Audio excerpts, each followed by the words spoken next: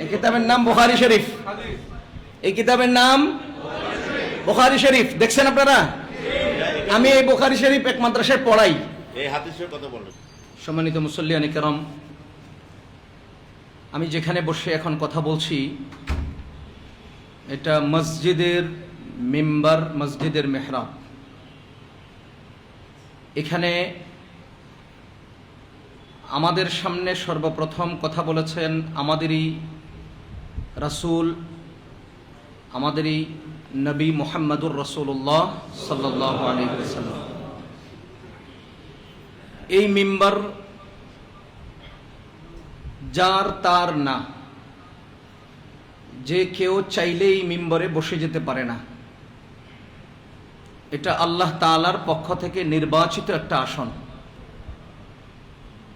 যদি পেশি বলে গায়ের শক্তিতে এখানে বসতো তো গত 17 বছরে শক্তিশালী যারা তারাই তাদের ছেলেদেরকে এই জায়গায় বসাইতো। এখানে যে কেউ বসতে পারে না, এখানে আল্লাহ তাআলা যাদেরকে তৌফিক দেন তারাই বসতে পারে। আমি সেই জায়গাতে বসে সেই রাসূলুল্লাহ সাল্লাল্লাহু আলাইহি ওয়াসাল্লামের এই জিনিস বলবেন না। 70 বছরে কেউ বসতে পারে না, এই কথাটা বলবেন কেন? হাদিসের কথা বলেন। আমি হাদিসের কথা বলার জন্য আজকে হাদিসের কিতাব নিয়ে আসছি। আপনি দেখেন না? এ ভাই, আপনি দেখেন না আমি হাদিসের কিতাব নিয়ে আসছি? আমি হাদিসের কিতাব কেন নিয়ে আসছি?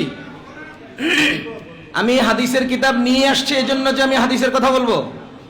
এই যে এটার নাম কি? এই কিতাবের নাম রাখেন। এই কিতাবের নাম কি? এই কিতাবের নাম বুখারী শরীফ। এই কিতাবের নাম বুখারী শরীফ। দেখছেন আপনারা? আমি এই বুখারী শরীফ এক মাদ্রাসায় পড়াই। এই হাদিসের কথা বলেন। হ্যাঁ, এই বুখারী শরীফ আমি মাদ্রাসায় পড়াই। আজকে হাদিসের কথা বলার জন্য এই হাদিসের কিতাব নিয়ে আসছি। আমাকে নির্দেশনা দেওয়া হয়েছে এখানে দাঁড়িয়ে হাদিসের কথা বলবেন। হাদিস কার জন্য? আমার কথা চলাকালে একজন লোকে কথা বলবেন না।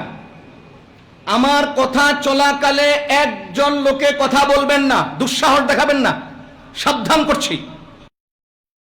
একজন লোকে কথা বলবেন না। এটা আপনার বলার জায়গা না, এটা আমার বলার জায়গা। আপনার যদি কোনো পয়েন্ট অজানা থাকে, জানার আগ্রহ থাকে, আমাকে একান্তে অথবা আমার আলোচনা শেষ হওয়ার পরে আপনি জিজ্ঞেস করবেন। আমি আপনার দায়িত্বশীল, আমি আপনার ইমাম। কেন আপনারা কথা বলতে আসেন? কেন চলমান বক্তব্যের মধ্যে ডিস্টার্ব করেন? আজীব কথা। নিজেরা নিজেদের মধ্য থেকে ফিতনা আর প্যাচ লাগানোর চিন্তা করেন কেন? আপনি কি মনে করেন?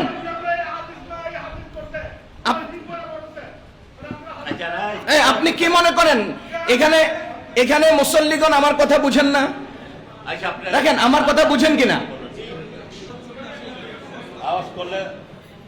ভাই। আমি যে গতিতে কথা বলছিলাম,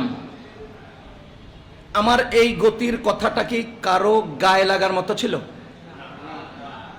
আপনি ইনসাফের সাথে আমাকে আপনারা সকল মুসল্লিগণ বলেন, এই জায়গায় যে কেউ চাইলে বসতে পারে? যদি বসতে পারতো আপনারা ইন্টারভিউ নিয়েছিলেন কেন? ইন্টারভিউ নিয়ে তদন্ত করে যাচাই করে যোগ্যতার আলোকে এখানে বসিয়েছেন, এবং যোগ্যতার আলোকে মহান রব্বুল আলামিন নিজের গুণে যাকে কবুল করেন সে বসতে পারেন। এই কথাটা কি অসত্য? এটা কি, এটার মধ্যে কোনো ভুল আছে?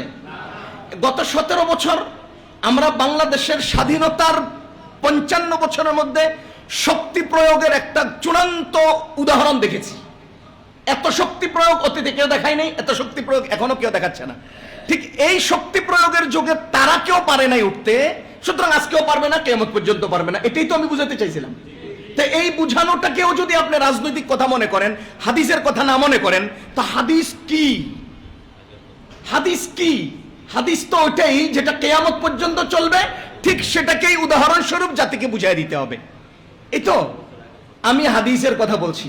হাদিস শোনাবার জন্য আজকে হাদিসের কিতাব নিয়ে আসছি। আমাকে বলা হয়েছে কোরআন হাদিসের বাইরে কথা বলবেন না। ঠিক আছে না? আপনারা শুনছেন না এই ব্যাপারে?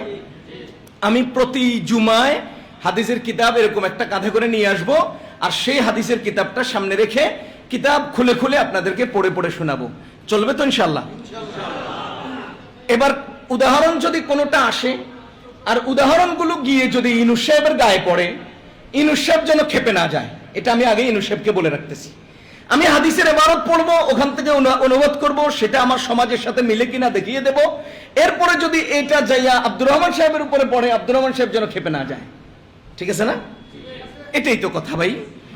যাহা হোক, আজকে আমি একটা হাদিস, একটা না বহু কিতাবের বহু হাদিস মার্ক করে করে এনেছিলাম যে আপনাদেরকে শোনাবো, কারণ আমরা হাদিসের বাহিরে কথা বলতে চাই না।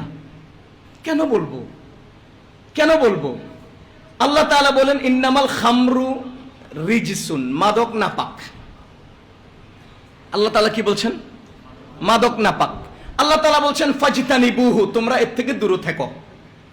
আমার এলাকার একজন ব্যক্তি, তিনি মদ পান করেন। এবার আমি ওনাকে বললাম যে ভাইজান, আল্লাহ তো মাদকরে নাপাক বলছেন আর বিরত থাকতে বলছেন, আপনি একটু নাপাকটা উপলব্ধি করেন। এবার উনি হাতা বলটাই আমার কনকে আপনি কোরআন হাদিসের কথা না করবেন। কি আজীব কথা, এটা কেমন কথা না? আপনাকেই তো আল্লাহ বললেন, আর সেটা তো বলার দায়িত্ব আমার। এই জায়গা তো আমার, আল্লাহ এটা বলার জন্য পাঠিয়েছেন। এজন্য আমি হাদিস কোরআন থেকেই বলি। প্রতি জুমায় আপনাদেরকে কোরআন শরীফ এভাবে খুলে খুলে দেখায়া বলি না? আপনারা কি মনে করেন ওই কথাগুলো যদি আজকের 2025 সাল 26 সালে যদি কোরআনের সাথে সম্পৃক্ত না হয়, মিলে না যায়, তাহলে আল্লাহ কোরআন শরীফ সর্বকালীন এবং সার্বজনীন বানাইলেন কেন? এটা তো সর্বকালে মিলতে হবে, সর্বযোগে যুক্ত হবে, সমস্ত সমস্যা এর সাথে মিলতে হবে, এর থেকে সমাধান বের করতে হবে। আর আপনি এটাকে টাস করে আমারকে কেন বললেন? রাজনৈতিক কথা কেন বলেন না? আল্লাহর ওয়াস্তে মাফ করে দিবেন। রাজনৈতিক কথা রাজনীতিবিদরা বলে, আমরা কোরআন হাদিসের ফাঁকে ফাঁকে রাজনৈতিক ঘটনাকে উদাহরণস্বরূপ পেশ করি, রাজনৈতিক কথা বলি না। যারা রাজনীতি করে তারা মিম্বরে দাঁড়িয়ে রাজনীতির কথা বলে, যারা রাজনীতি করে তারা ইমাম সাহেবের হাত থেকে মাইক নিয়ে দোয়া চায়, ভোট চায়, ওরা রাজনীতি করে। আমরা কোরআন হাদিসের বক্তব্যের ফাঁকে রাজনৈতিক ঘটে যাওয়া ঘটনাগুলোকে সাথে সাথে উদাহরণস্বরূপ পেশ করি। ফেরাউনের ঘটনা কোরআনে আছে, রাজনৈতিক বক্তব্য।